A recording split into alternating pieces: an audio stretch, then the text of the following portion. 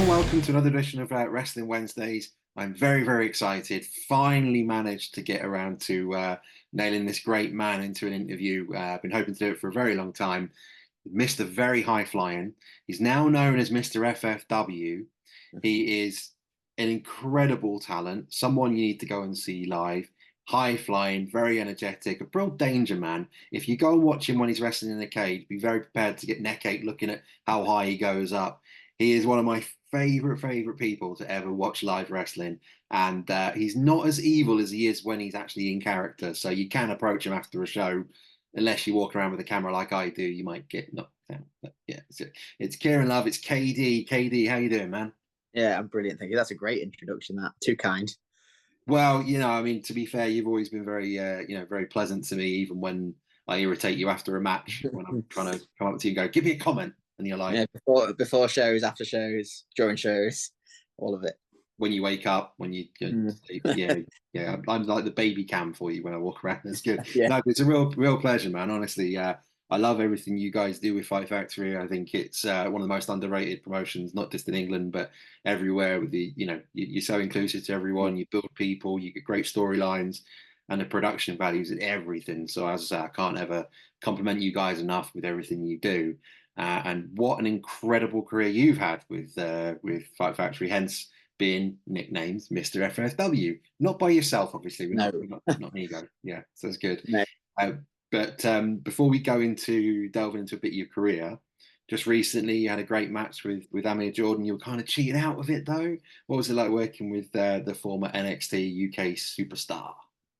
Oh, it was a brilliant experience. Like I said, it's not every day you get to work with someone of that sort of caliber. Like, regardless of whether he's there or not now, he's got that experience. It's just very, very easy to work with. And I'm glad you noticed that I was cheating out of it. Someone from the audience sees it. Yeah, I think most people probably argue the way around, but yeah, I'm being biased because you're giving me your time, so I can get away with being biased. It's great. It should be the referee's decision and not interrupted by anyone else. What he sees goes, but it is what it is. Got a sister-in-law like that. Yeah, and there might be a bit of follow-up. You never know when it comes to the next event on the 1st of June, or is it Dune or June? How are you calling the show? Well, it's obviously mimicked after Dune, but it's spelt with a J. So we like to play with our posters and try and give it some sort of relevance. And hey, that one's worked quite well, I think. Yeah, I mean, that's another beautiful thing about the creativity at Fight Factory is that, bring up the posters, the designs, they're always great. I mean, you've got different ones from over the years. You've had like the train spotting style theme and lots of different films, and they're quite. They make it almost like a collectible item that you want to get hold of because they're all very, very unique and they matter and they mean something. And that's another beautiful thing for you guys that you put out to everyone. Yeah, we try and vary it up because otherwise, when you see it in a shop window or something, if they all look the same every time, while consistency is good with a brand, you can think that you've seen that one already. So it's just a glance, I've seen that one. So if you vary it up or look something like maybe that gets more people's attention. And it's big credit to our poster creators. We had a few down the years. Sometimes we don't even give them ideas. We'll just give them something and they'll throw it incredible. And sometimes we'll have exactly what we want and we'll tell them what to do and they just bring it to life. Amazing. That's great. I love that. It's good to hear. But yeah, hopefully you never know. Hopefully one day you'll have a rematch with Amir, and I'm sure there'll be some repercussions between yourself and Becca at some point down the line. So keep an eye on those guys on social media, and obviously get tickets to see the guys on Saturday the 1st of June in the Gainsborough X Church. Currently, the New Age. You were FFW's heavyweight champion for a very long time. Probably your second longest reign after your ridiculously long reign that we'll get to in a few minutes. How are things going with the New Age? There's been a little bit of a fracas since you lost the title. It feels from the outside that all is not as well as it was, or is that just me reading into it too much? I think it's because we're all so competitive, and that's why I brought us together. I brought the New Age together to sort of bring out some of our newer guys, try and push them to the front, and now they're doing it. We've got Jason Morgan, whose reign had a dominant reign. He came in and won the Anarchy, the Academy title pretty much instantly straight onto the junior and held that for quite a substantial time. We've got Maxwell, who's held the Anarchy title on and off numerous times, and is just he's an amazing wrestler. So underestimated, so undervalued. That's why I wanted him part of my group, because I just thought, he's just going to elevate himself, and that's exactly what he's doing. Obviously, Benjamin Quill, current academy champion. Again, another brilliant, funny guy, great wrestler, just getting better every time I see him. Melt. Absolute melt. No, everyone that thinks he's a melt is clearly the melt. But yeah, me and Maxwell obviously butt heads a little bit, but I wouldn't have it any other way, because it shows that he's got that passion for trying to get to the top. He just needs to mind his step a little bit. Yeah. This could be something again, though, if you think back to, you know, the interference, as I say, with your match the other day, and your relative and the owner of FFW Wrestling, Becca's involvement, because you and Jack Maxwell were drawn against each other randomly at an event to compete. Randomly. Yeah. So maybe there's a conspiracy theory going on here that we could run with. There could be. If you look, if I look back at my career, when I was a good guy, when I was a face, as we call it, the Miss Rebecca, my sister-in-law, was the mean boss, and she would turn everything against me. And now the roles are reversed, and she's just always finding a way to pretty much screw me over. Whether it's me being the good guy or the bad guy, I still get the rough end of the stick, so it would seem. Yeah, and you definitely do nothing wrong in any of those things. Never seen anything. I have never done anything wrong. Love it. Yeah, I do things to win, and it's been successful. And if she wants to get involved, then that's her prerogative as the boss. So she calls herself. Yeah. Well, we'll have to see what happens with that. But we'll start off by going a bit further back. Obviously, I want to talk to you about some of your great rivalries that you've got, and I think it'd be, you know, we can't not have a conversation without talking about your rivals with Lory, and obviously with Flex Buffington as well. I think they're incredible. But the new age guys, there is definitely something really exciting there with whatever happens in the future. And like you mentioned, there's so many great new talents that are coming through that to keep an eye on, that will probably end up being very historical matches by the time their careers come to an end in many years down the line. But if we can go back maybe to your Perfect Tragedy tag team days, working with Dutch, what was that like, and what are your memories when you think back on that period of time in your life? So I only got into wrestling to sort of help Hayden or Dutch with some story that he was running. I got dragged into the ring. First appearance was actually in a steel cage. Got beat up by Tobin Grace. Came back, jumped off the top, and then just since then I started training. And I just felt obviously comfortable with him being my brother, that we started tag team, and that's where it just came about. Me and him, it was called Perfect Tragedy, and that was because in Hayden's eyes, I was always seen as the perfect child, and he was always seen as the sort of tragic child. So the name just sort of fell about like that. And working with him, yeah, we held a couple of the FFW tag titles, and we went. Who have we faced? We faced, so Lory was one of them. Lory and Damien Valentine. They were some of our biggest rivals, but we've also Brett Myers and Will Cruz, when they were the Brotherhood down at Fight Factory. We faced them numerous times. Yeah, good amount of fun. Flex again, another one that's just been a long-standing rivalry. Flex and SC Supreme at the Engine Shed in one of our classic over 18 shows, where Flex brought out, I can't remember what he called it now, a big phallus, but I can't remember what he called it. Good old sexy Flexi. You got to love him. You got to love the guy. You also ended up, I think it was a bit of a rivalry between yourselves and another organisation, where you ended up as a team taking on Riley Nova. So that was obviously a bit of cross promotional wars going on there as well? What was it like when you were in those sort of battles? Yeah, we've done a couple of them. That was with House of Pain. They had a invasion. They were down with us quite a lot, so it ended up obviously working a few times with each of them. There'd been Kyle Kingsley and obviously riding over sticks. We've also taken it to SOS. We went there and invaded there, and me and Hayden also had a match there. Yeah, we tagged. I can't even remember how long for. It must have been a couple of years, on and off. Never know. It could always happen again when he's finished messing about with the friendship or doing whatever he's doing, taking over shows and just out and out trying to be comedy rather than showing what actual brute force he could be. I mean, that is quite an intimidating team, though, isn't it? His new partner is it's quite a beast. Visually, it is.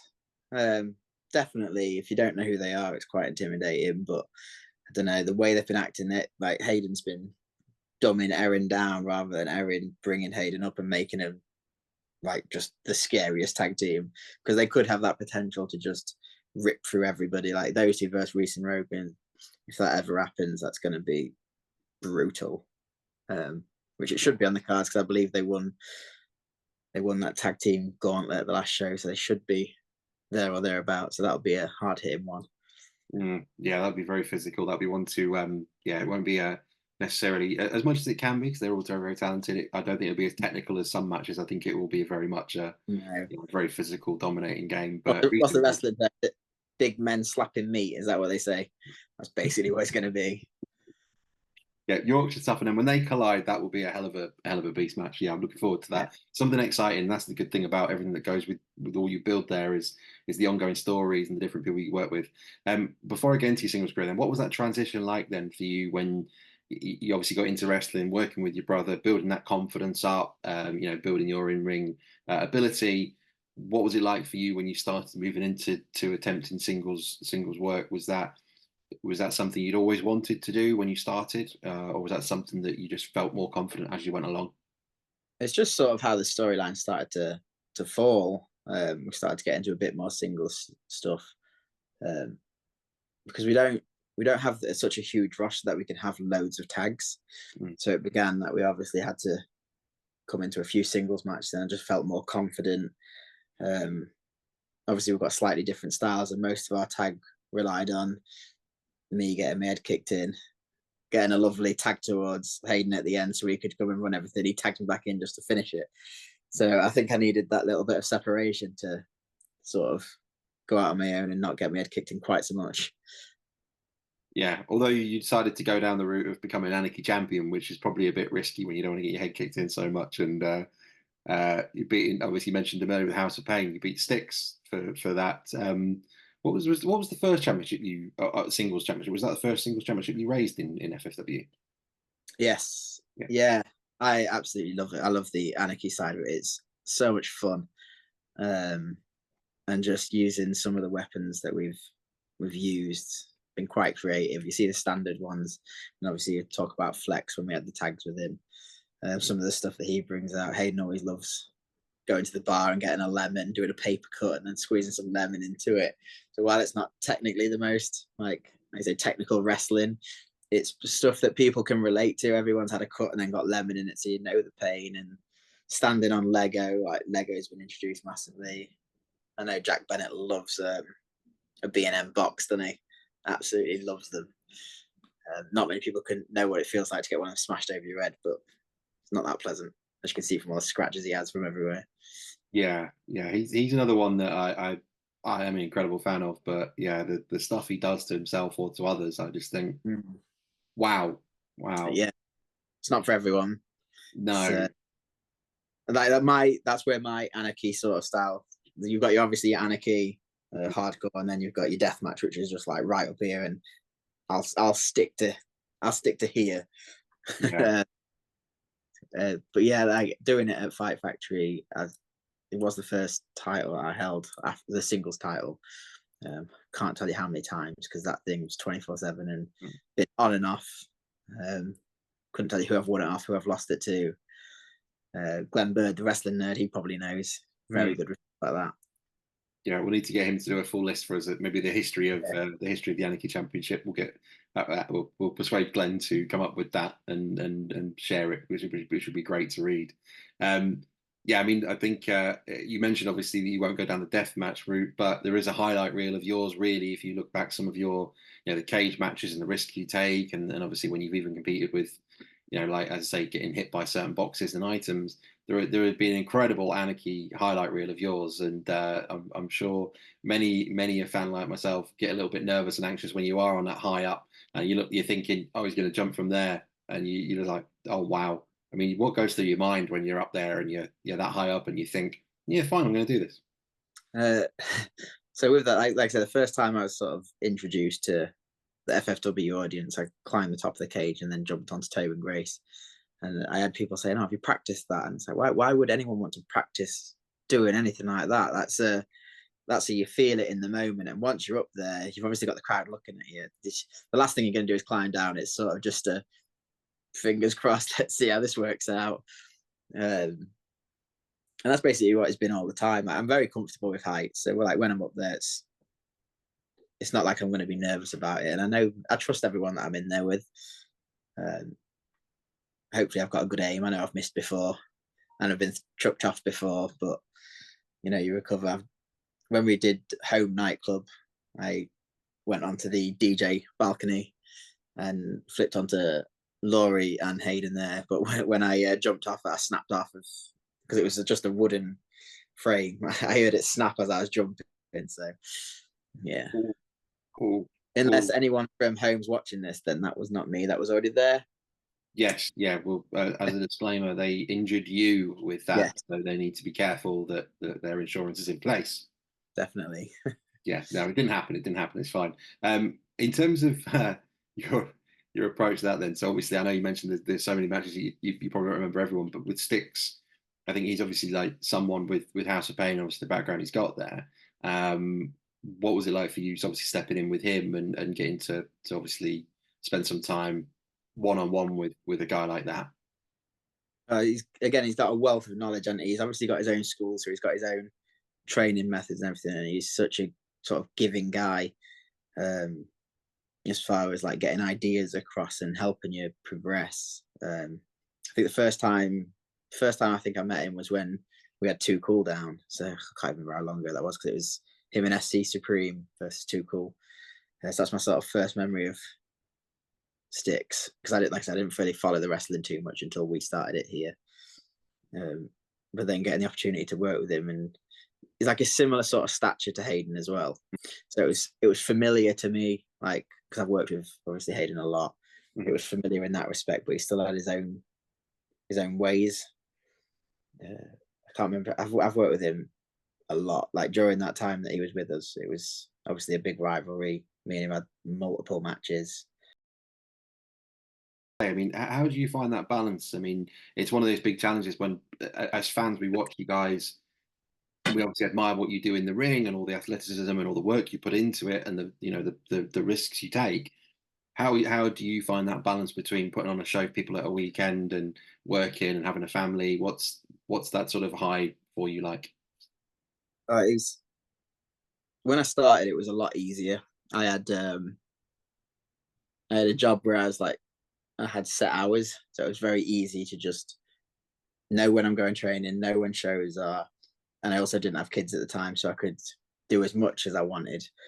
And then more recently, once post-COVID, got first kid, so it made it a little bit more difficult. I changed jobs, so now I'm working shifts. So like 1 week I'm doing late nights, next week I'm doing earlies, and my earlies can be first book on is 3:15 in the morning. So like training at night, it's a bit of a killer. So I don't get to train as much as I'd want to. So it's finding that balance between 2 kids, job, wife, day-to-day stuff. But that's why I sort of stick around Fight Factory, because we've got such a good family sort of organization, and we all know each other, and we're all understanding that people have lives and stuff. So it's just a bit easier to balance. It does help that obviously I've got family links, but the balance is definitely a tough thing. I'd like praise to everybody that does this up and down the country and still has jobs, and those that have kids. I don't know how they do it. Like, well done to them, but not for me. Yeah, no, it's an interesting challenge for it, and I think that's one of the things that obviously you know, fans like myself, we attend and we escape our world to come into that moment. You guys are in character and put on a show for us, and you give us that opportunity to escape. And I'm always curious and interested if that's, as much as it'll be exhausting and it's physical for you, if you get that same escape and that same feeling when you're actually there and in character, whether that gives you them 2 hours where, or you know, however long your match might be, you can switch off and go, I'm focused on this 15 minutes, 20 minutes, whatever it might be. So I'm just always curious. I like to ask questions that I Yeah. find things out about people. Oh, definitely, it's a huge escape for me. It's not like I say, I'm a bit selfish. As much as it's for the fans, it's for me, definitely for me. When else do you get to sort of, like, for me personally, how do I can't act like how I do there in the streets. I'd get punched in the face for real. I don't need that sort of heat. But No, just, you don't need that. I say it it's a famous thing, but it's a character, but it's also yourself just tuned up. And like I say, I'm not really that much of a bad guy in person, but all of the links is probably what goes on in my brain. I just have to put my filter on to make me a nicer person. But yeah, it's definitely it's how I always explain it to the wife when I'm resting. I'm just like, it's something that I need to sort of de-stress, and like, you know, even though it's not a relaxing thing, it does relax me to just go out there and do what I enjoy doing. Yeah, pleased to hear it. But as I say, we love it for it. I mean, obviously, you know, you're that popular for a reason. You get that kind of reaction, whether that's the people cheering you on or booing you because people care about what you do and they're in awe of your ability. You know, you are a great talent to watch. And as I say, I think yourself and the company is so underrated in terms of, you know, people understanding it outside of maybe Lincolnshire, and the amount of talents that have come through and worked on the shows and the people that have grown through the academy. Hopefully, fingers crossed, the audience keeps growing and people see what you what you put together. Because matches aside, even the stories are just really, really great. They're detailed, they care, they build over a long period of time. You know, the new age storyline's been fantastic. You know how you've put that together, and I suppose that brings us to probably one of the biggest storylines. You know, in your Five Factory career, away from working with your brother, is working with Lory, and the matches you've had with her and the rivalry you've got there. It's probably from my time, obviously coming to shows over the years, it's one of those ones that was always there and always part of it. And you know, the ladder match at the drill, and then when she finally did beat you for the title after I've written it down, 875 days, That's I believe right. you were champion for, which is incredible. And then obviously after Lory's, you know, obviously away at this moment in time, you've become champion again and held that for a long period of time again. And so it just kind of makes me think that there's always that feeling that there's got to be one more match, there's got to be another thing going there. You know, from an outside looking in, I'd love to find out a bit more about what that was like for you over the years and how that rivalry's been for yourself to work in. Yeah, there's a couple of people I've basically had a rivalry with since day one, and it's been Flex and Lory. It's always seems to come back to those two. Like Lory started a couple of singles, but then it happened more with the tag with her Monarchy, her and Damien, Valentine, and me and Hayden. Chicken So Little. yeah, Chicken Little, classic. That's where it sort of started, and then with their split, and then me and Hayden splitting, it sort of just continued. Obviously, Hayden's always had a rival with her as well, so it seems to be a family thing. Maybe it's that Dutch and German sort of hatred for each other. Maybe that. Yeah, but some of my favorite matches definitely. It's a funny one because when you explain to people how you wrestling someone of the opposite gender, they're like, "Oh, why are you fighting a girl?" I'm like, "No, this isn't a girl. This is one mean lady. Like, she is built like a brick, you know." Yeah. So you can swear, don't worry. Really built like a brick shit house. She is. Not only that, she's obviously insanely talented. Don't know how long she's been doing it. Obviously, Lady Lory back in the day.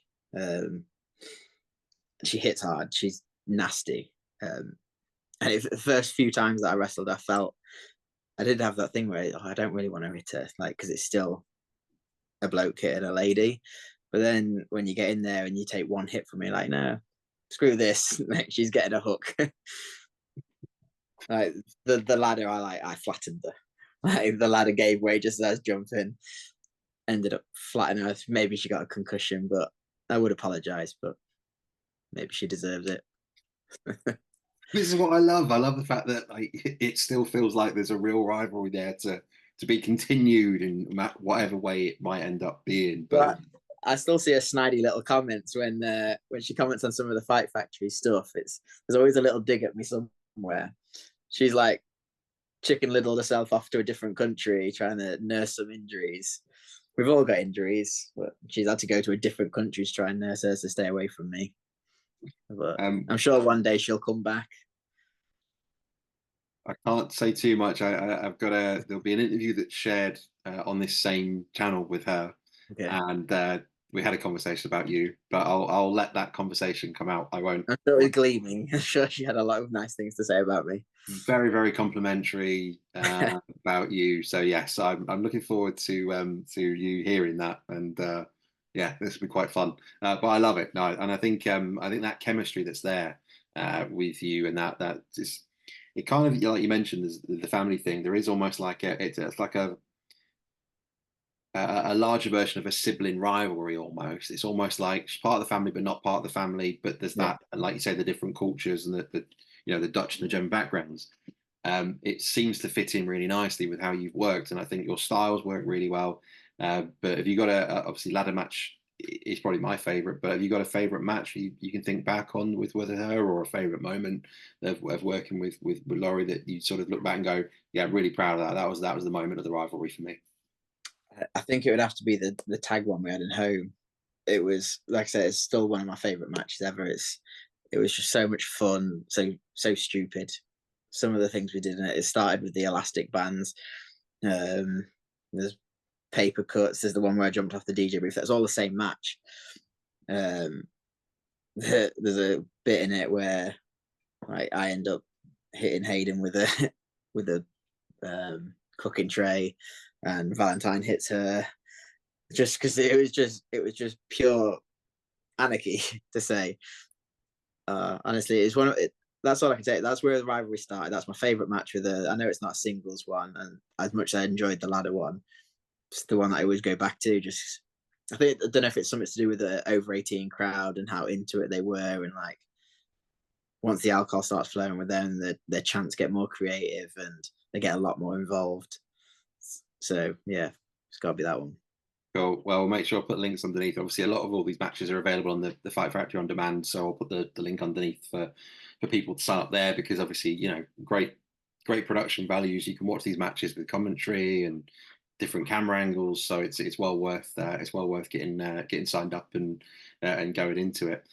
Flex. That may be one of the ones. Sorry, that may be one of the ones available on YouTube. Actually, I'm pretty sure I've watched it quite recently on there, just for an extra link.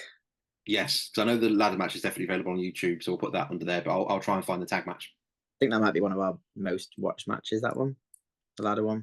Yeah, so that's quite good. Yeah, it's certainly up there. I mean, it's incredible. I think that's the beauty of it. That like you mentioned, there are so many good free matches available on YouTube, and obviously the start of the Fight Factory Wrestling Weekly again is back again now. Mm-hmm. So if people that are watching this, please subscribe to that and keep an eye out, because every single week there's a new match from the archives added. So it is well worth checking out every single week. So don't miss out on seeing those.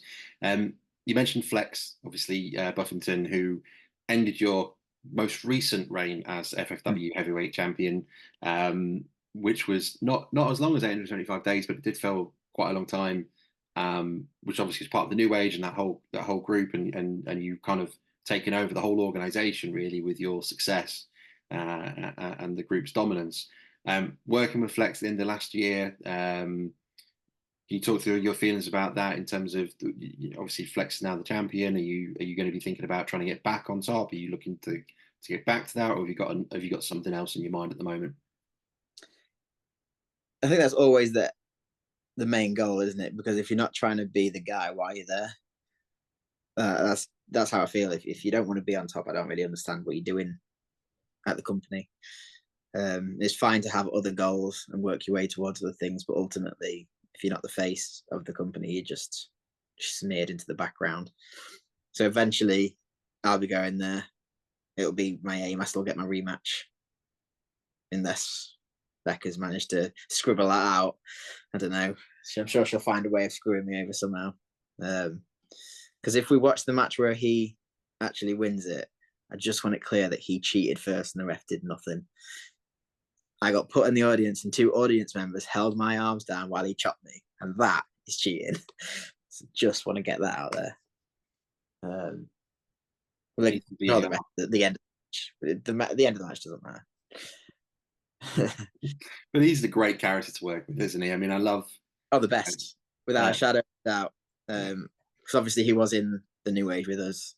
I recruited him in for that because take away the comedy side that he seems to thrive in. He is one of the best wrestlers you'll ever step in there with. He can do it all. You don't expect him to be able to sort of move and do everything that he can. And he's so quick to think of, like, on his feet about what he's doing. Again, another very generous, giving sort of wrestler who will listen to everything you've got, try and help push the newer person over. But even when he's a bad guy, you love him, and when he's a good guy, you love him. So didn't really suit what the New Age was looking for, sadly, for him. He got the final say at the moment. He's got the final say on that one. But yeah, what an amazing guy he is. And I'd say he's, like you mentioned, there's that comedy element of how he enters the ring and what he brings to that entertainment side of it. But when he's in there, obviously there's moments that are more comical, but most of the time the matches are incredible, and the move set and the physicality and the athleticism, it's incredible. And I love anyone that's in a position where they'll find a way to add character and a bit of laughter themselves or whatever, and sort of use whatever they've got in how they want to. But what a wrestler. He's the epitome of like one of our shows, because in our shows we try and have a variety. You'll have your Anarchy stuff, you'll have some comedy stuff, you'll have technical stuff, you'll have your high speed stuff, you have your hard hitting stuff, and you can slot him into any single match and absolutely fit in. Not everyone can do that. I wouldn't be comfortable doing every single one of them. I've got my sort of area. Don't mind delving a little bit, but anything you ask of him, he'll go first, he'll go second, third, fourth, fifth. Doesn't matter to him. He'll still produce one of the matches of the night. So got to give him that. Yeah, brilliant. Well, hopefully, you never know down the line. I'm really hoping for a triple threat reunion rivalry match, or maybe even a fatal 4-way if you throw your brother in. But with Flex and Lory, I think it's going to happen at some stage. If all being well, it'd be great to see you guys, compete it out for at least one more time. All 3 of them, though, enjoy like getting the crowd to clap them now, don't they? They're all very much, please like me. So it might not end well for me, being the only single bad guy in there. But I've got my ways of bending the rules, so to speak. And that's the clip we need to remix and put out as a short. The you mocking 3 people that I won't mock. You like me. I want you to like me. Brilliant. Thanks for that. That's all I needed now for the rest of the day. We are done. It's great. I was going to ask about your incredible finishing move, your cutter. It's a great thing for people to see live, and it's not to take away from the RKO out of nowhere kind of scenario. It delivers so well that the speed you come off the rope and the distance you get, and you nail it so well every time. Have you got a favorite person you've delivered it to, and have you got anyone in your mind that you haven't experienced delivering that to yet that you want to in the Fight Factory locker? Could even be some of the academy kids if needs be, but who have you got your eyes on and go, yeah, they deserve it, I want to nail them with that? I think my favorite one was against El Jono, when it wasn't El Jono, I was El Jono, sorry. It was against Dalton Chase. I'd managed to get hold of El Jono's stuff, came in for a save on Dalton Chase getting attacked by Jason Morgan. Everyone thought it was El Jono. I had his coat on, his mask on, his knee pads on, and then just out of nowhere, Spring hit Dalton Chase with it, took the mask off, and it got a people were shocked. At first, they all thought it was him, and then they saw it was me, and it sort of got a bit of a laugh. And apparently, Eljano's dad thought that I was him as well. So like the fact that I could trick a father into thinking that I was his son just because of how I was acting and like the way I was moving. And obviously, I can only do that with certain people because there is a height issue with a few wrestlers and myself. There's only a few that I can sort of mimic, but I feel like I nailed that one.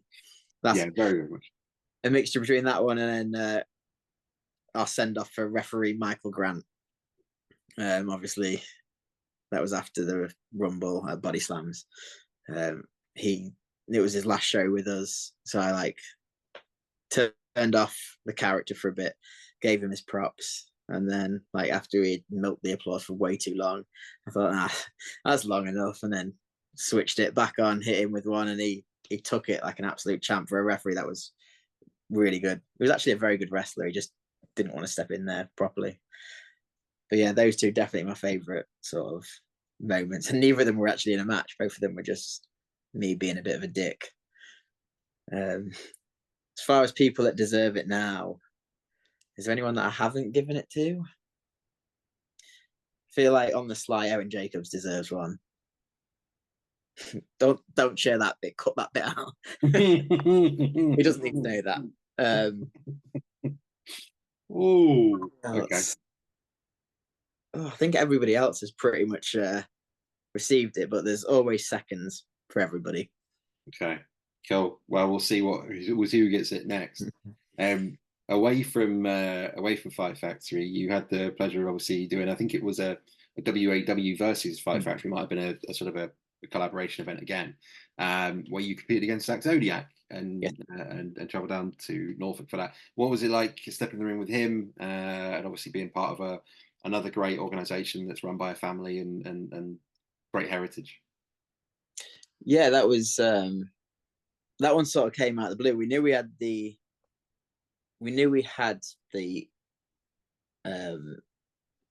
tournaments of the versus set up, and the matches were all being announced, and then I was still like, because I was the Fight Factory champion at the time, it was obviously going to be main. And then just maybe a week or so before, just got a message just saying, oh yeah, it's going to be against Zak. And then he just like that, it was released, and I was like, that was a shock to me. I wasn't expecting it, because it was a lot of our academy-esque guys, then with obviously the addition of Hayden and Lory. So I was figuring I was going to probably be with one of their academies, and then when that happened, I was like pretty over the moon, because anybody in British wrestling knows the Knight family. Even if you're not in British wrestling, most people know who they are. And then to face him again, like, there's a reason he is where he is. It's undeniable talent, but it's definitely the hardest I've ever been hit. Like, when I spoke to him, he was like he's a brawler. He was saying how he likes to make sure you can feel everything that he's doing. I was like, yeah, that's fine, no problem. First hit, I was like, okay, this is how this match is going to be. It's going to be 20 minutes of just pure, brutal, just manhandling. Oh, it was probably one of the most fun I've ever had there. Like, doing it at the WAW studio as well, in front of their crowd. That was probably one of the first times I was actually a heel. Because at that time I was a face, but going to another company facing their biggest name, obviously had to turn heel. And I think that's probably what sparked my change, actually.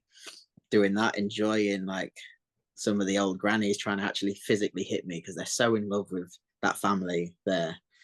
Like, when you do anything that they don't like, they'll swing for you. Amazing. Don't encourage anyone to swing for wrestlers. But if you're like 80 years old with a walking stick and you swing and you fall, it's your own fault. Mm-hmm. Yeah, and again, another legal disclaimer there, that it was her fault, not nothing to do with you or the nightclub or anything like that. No, it's never anything to do with me. Yeah. But yeah, like, just the way his brain worked, and working with all these different people, it's amazing to see how they'll structure a match and how they'll go over it in the head. There are some people that like run everything. Some people like to write things down. Some people are just a bit blasé about it and can do everything. So that was great. I did get injured in that match with Zach. It's the first time I ever attempted a shooting star, and he was a little bit closer than I was hoping. I went for it, rotated a little bit, popped my shoulder and tore my rotator. And then in response to that, as I get up, take a big boot and then take a razor's edge, throw it into the corner while my shoulder's sort of like ripped. And there's still another like 10 minutes left, but another good experience.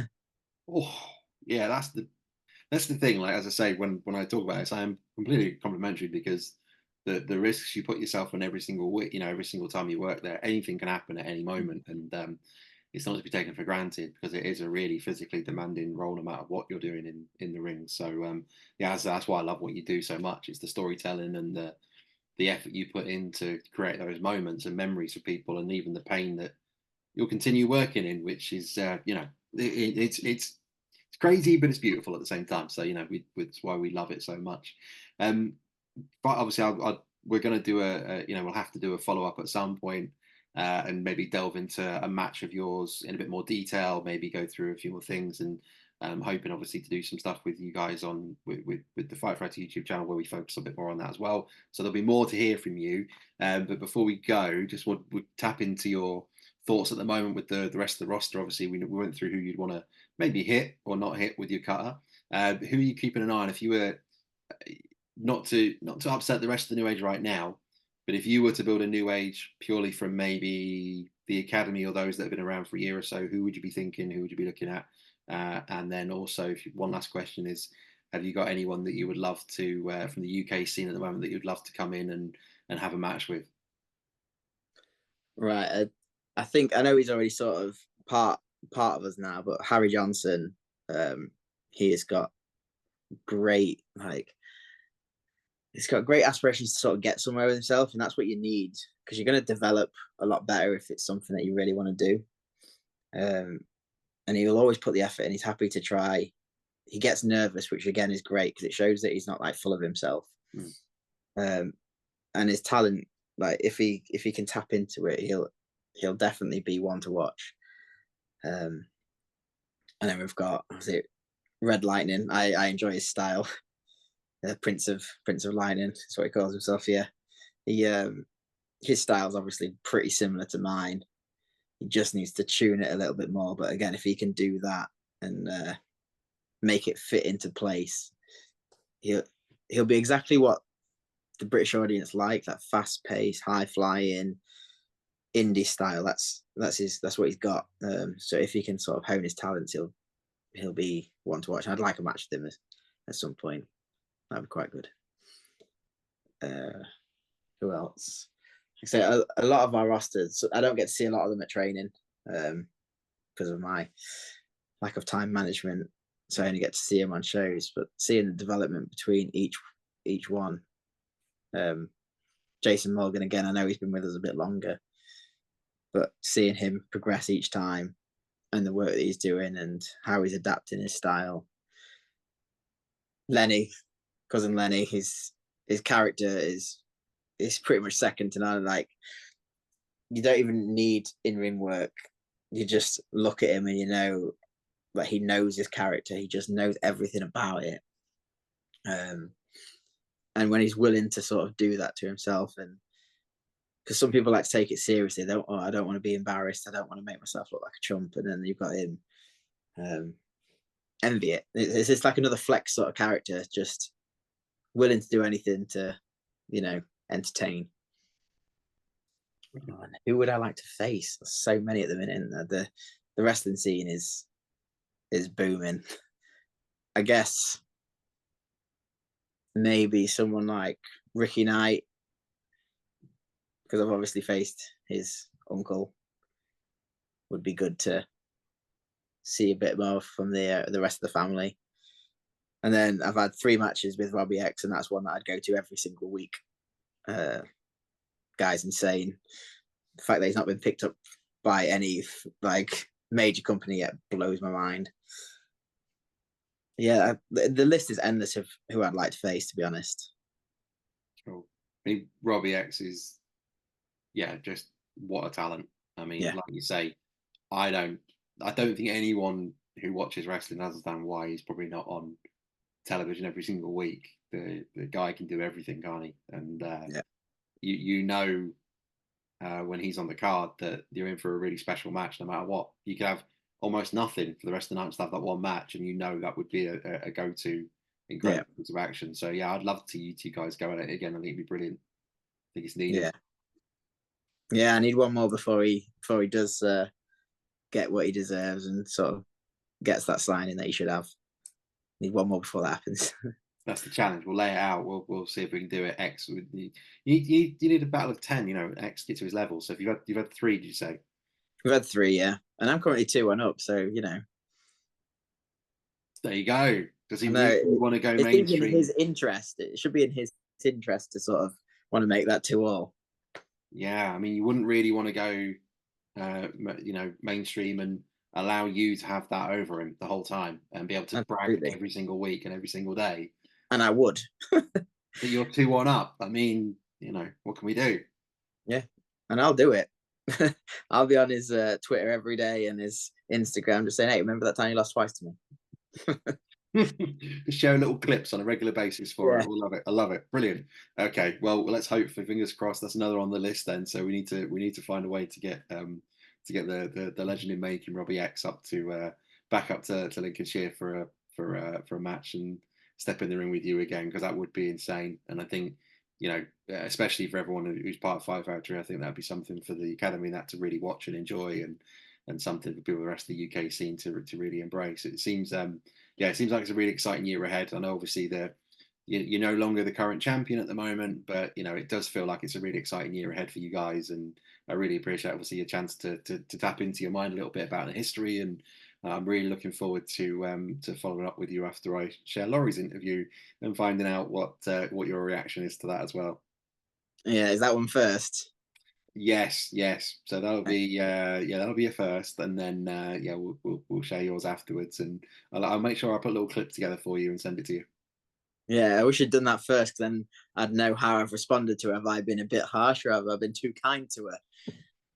Only time will tell. Only time will tell. But yeah, we'll find out in the next couple of weeks, luckily, which is great. But genuinely, as I say, I can't give you enough praise for how welcoming you've always been to me, and how incredible your matches are. And you know, I can't recommend the chance to come and see you live to people highly enough. You know, it's if you're a fan of wrestling and want to go home with a memorable match, then get into an event when KD's on it. You're not going to regret it. So I appreciate that.